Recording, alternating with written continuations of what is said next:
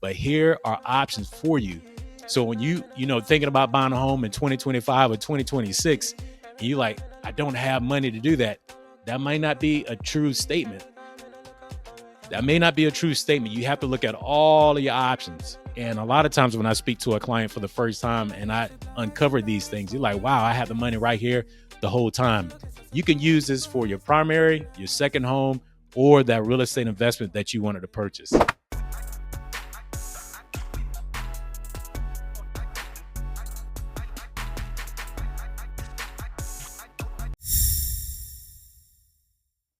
When I speak to a client for the first time, one of the first things that we go over is how do we find the money?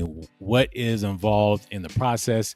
Well, a lot of times it's so important that they understand where the money is going to come from, because when you're buying a real estate investment, when you're buying your primary home, you got to find out how you're going to make the purchase, how you're going to make the down payment, how you're going to pay for the closing costs.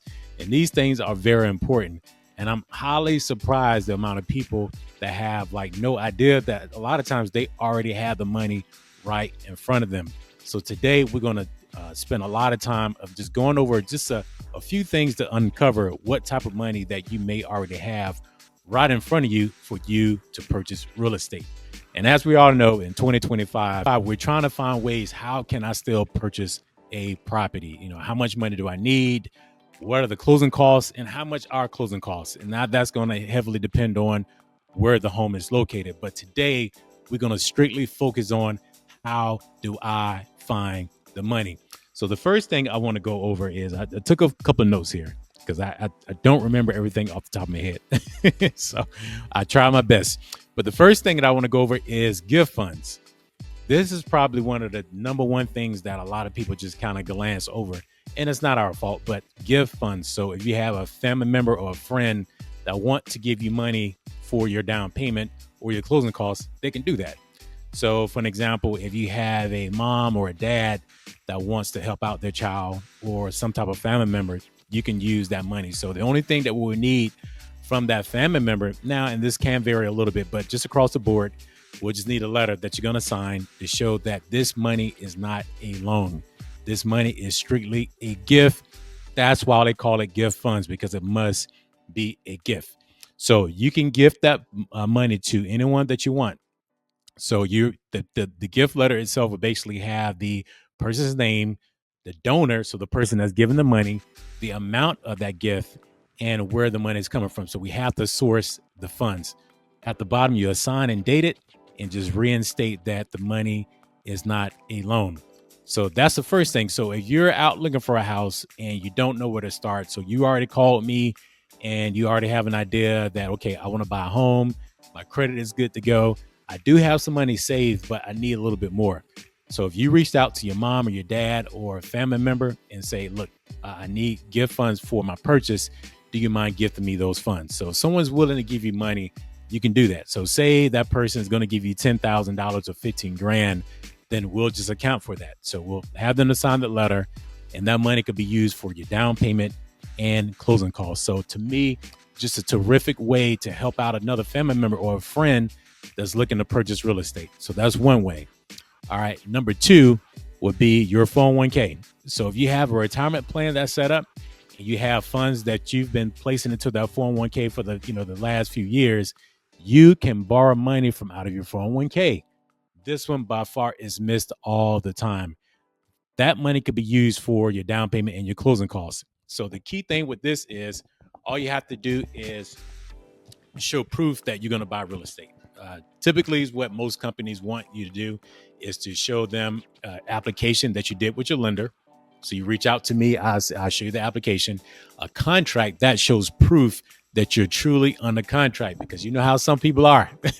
They'll say, hey, I'm buying real estate, and they're really not. So this situation, we got to show that you're really buying real estate. So if you show them the contract, the application, that's usually about it. And sometimes they may ask, okay, what's the name of your loan officer, the lender that you're going through? And they'll probably reach out to us. Sometimes it doesn't always happen. Every company is different. Then what you'll do with that, so say that you want to take out 15 or 20 grand from out of your 401k. Once you make that call, let's do this. You want to call them first. because every company have different ways of transferring the funds to you, and the amount that you could borrow from your 401k. So it is important that you reach out to your 401k company and ask them, hey, what do I need in order for me to use this money for my transaction? And how has that money been transferred over to me? They will give you all the details. Me, the loan officer, the broker, would not know all those details. The company will give that information to you, and you follow those instructions. It's good to call them anyway, because they'll let you know how much money you can use. And that way, when you speak to your broker, they'll know how much money you have coming from your 401k. If you're using gift funds, because you could use both at the same time. If you're using gift funds, your 401k will know where the money is coming from, and we will give you instructions on what you need to do to get that money either transferred to your checking savings account, or sometimes we can transfer the money directly to the title company or the attorney's office. So speak with us to let you know exactly what needs to be done for that. But that should be one of your first phone calls that you make when you're looking to put together your real estate transaction. So call your 401k company, find out what it takes for you to be able to take that money out, and we can take it from there. All right. So it's pretty easy how that transfer works. We can source those funds too, but the broker will go over how that money could be transferred over to you and the best way of doing that. Okay. So the first way is gift funds. The second is using your 401k. The third thing I want to bring up is your stocks. So if you invest in stocks, you could use that as well. So you could either cash out your stocks altogether and use that money for your real estate purchase, and just make sure that we understand where the money is coming from, because we have to source that you took it from your stocks. You just can't show up with 20, 30,000 out of your account and we have no idea where it's coming from. We have to show where that money is coming from. So if you can show your stock statement showing that you cashed out those stocks, that'll be fine. And sometimes you may even have an option to take out a loan against your stock portfolio. In order to do that, you have to reach out to your financial advisor or whoever is over your stocks and find out, is that possible? I've seen a lot of people do that as well. Another great way to use for real estate.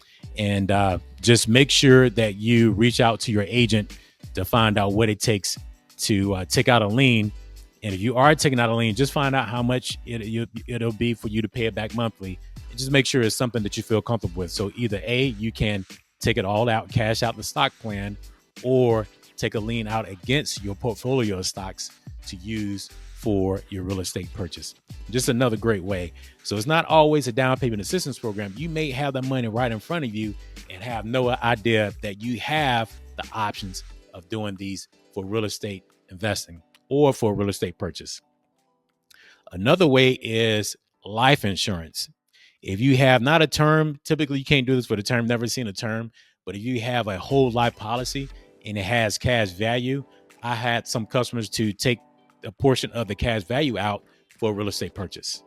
Another great way of doing that. And so you will still have your death benefit, and you could take out the cash value from that policy to use for that. So you just got to think about it. If you use a combination of all of those together, so you give funds, if you use money from your 401k, you use money from your stocks, your life insurance, that is a lot of money that is there.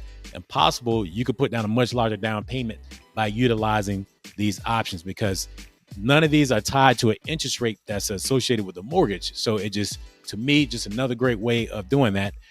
Once again, reach out to your life insurance agent or whoever your agent is that handles all of your life insurance and ask them about that. So if you have a whole life policy, another great way of using money for your real estate purchase. Okay.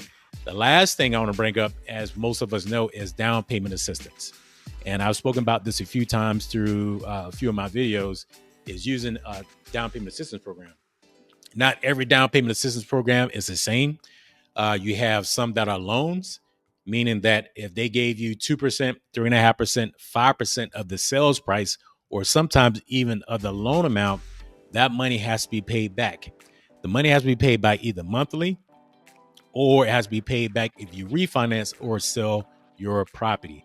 It's extremely important that you understand how these programs work. So if it's a loan, you want to find out, how is this money paid back? And some of these are forgiven. So if you stay in the program for 2 years, 3 years, 5 years, all of them are different. They make them forgivable. And what that means, they will forgive that loan after a certain period of time. Usually what that means is you cannot be late on any of your payments. And if you can show that you can pay back these loans on time, then that loan is forgiven. It's one of the ones I really, really like because it acts sort of like a grant. It's like a hybrid, but yeah, ask about that. The other way is a grant. So the grant obviously means that you do not have to pay that money back, which is good.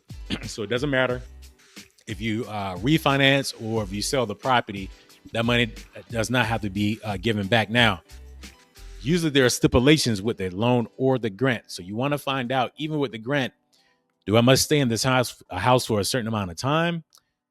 Is there any type of recourse if I move within the next few years? You have to find out the fine details of the down payment assistance program.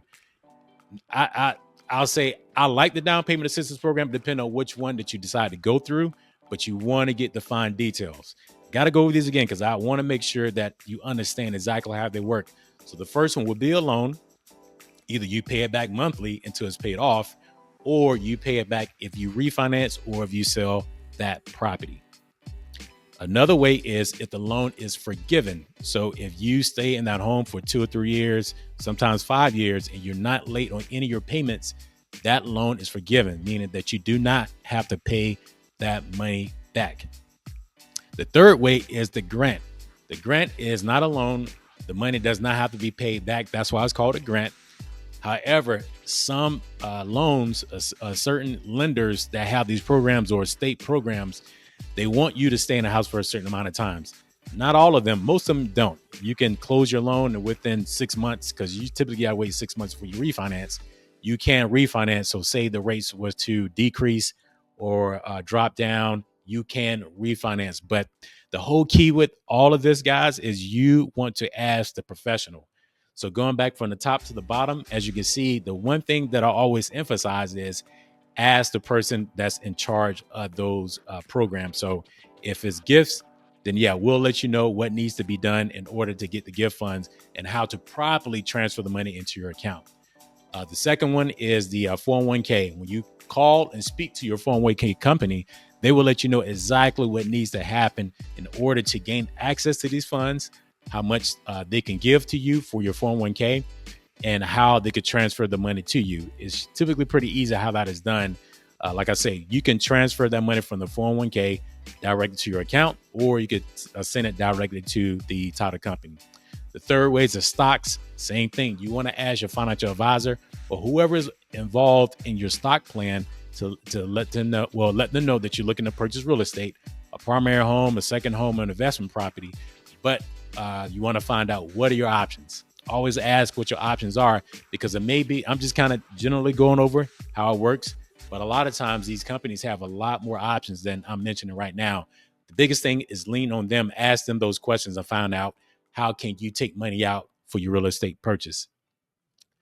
For the fourth one, which is the life insurance, you want to ask your life insurance agent if you have a whole policy that carries cash value. If cash value is there and you could borrow against that for real estate purchase, find out what are the terms of that. If I was to take out 20,000, 30,000 of cash value, of course, if you have that much, then is there any type of penalties for that? What are the terms? And do I even have to pay it back? Your agent would know those answers. And then when you're done, then you'll reach out to us to let us know what are the terms and how this will affect you.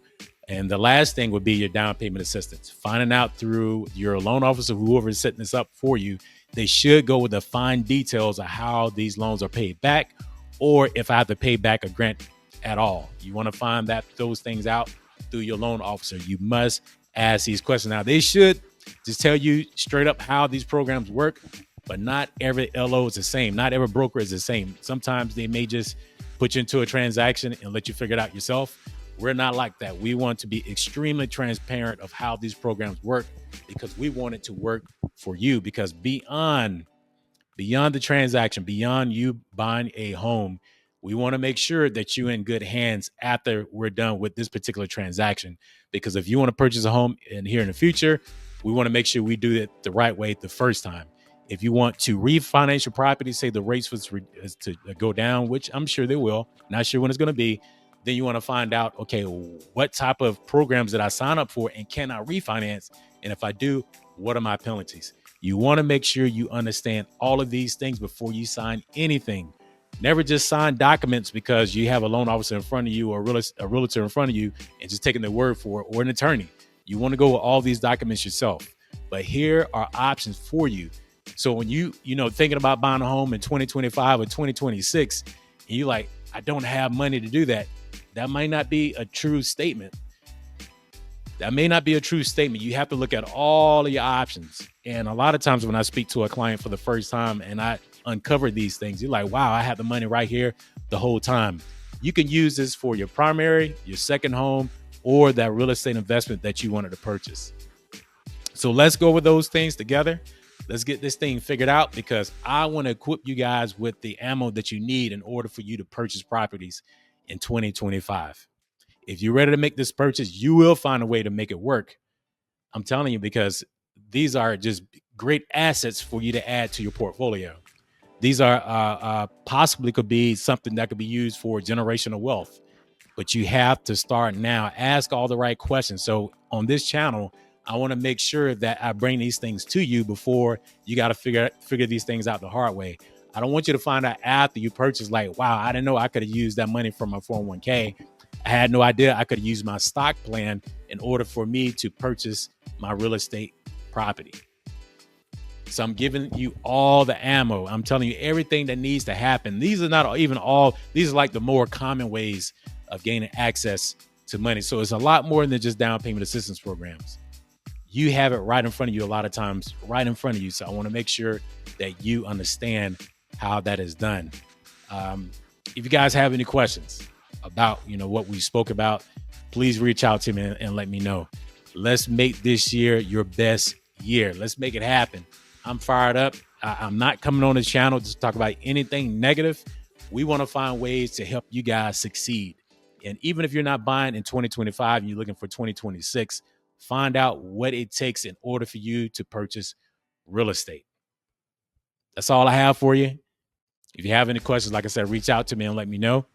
Don't forget to subscribe to the channel. Share the video. If you know someone that's looking to purchase real estate, share the video. I'm putting out this content for you guys to understand how this works. I do this for a living. I do this for the community. I want to continue to grow this community in a way where everyone is out buying real estate. Everyone is out budgeting, saving money. Everyone is out buying stocks. Everyone is out investing.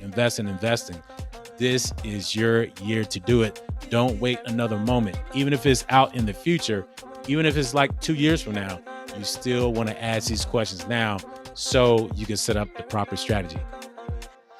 That's all I got for you. Peace.